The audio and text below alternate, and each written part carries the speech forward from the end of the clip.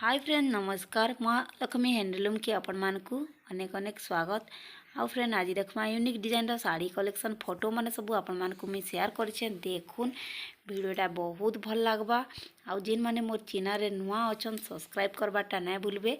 पहला पहला जेनटा अच्छे मुझे छाड़ीचे सेटा 7,500 8,500 एंता अच्छे रेट माने बहुत बढ़िया माने कम प्राइस रे आपण माने पाई जाउछन। जेनटा कि दुकाने 10,000 टंका नाई देले नाई पन हमर ठाने सेटा 8,500 7,500 रे आपण माने पाई जिवे।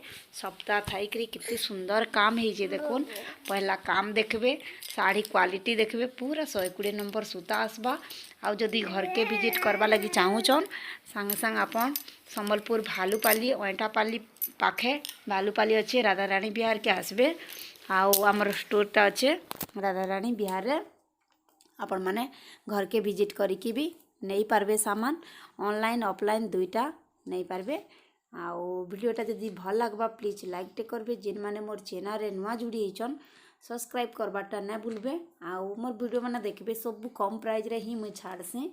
आउ जेन माने भी घर के विजिट करबा लई चाहूचन घर के आसिकी बिहाघर लगी भी आपण माने नहीं पारबे। साड़ी साड़ी हला साड़ी नाइटी ड्रेस माने कॉटन साड़ी संबलपुरी गाउन माने सबू अवेलेबल अच्छे। छोट छुआ मंकर फ्रॉक सबू मोर पाखे अवेलेबल अच्छे। आपण माने आसिकी भी नहीं पारबे।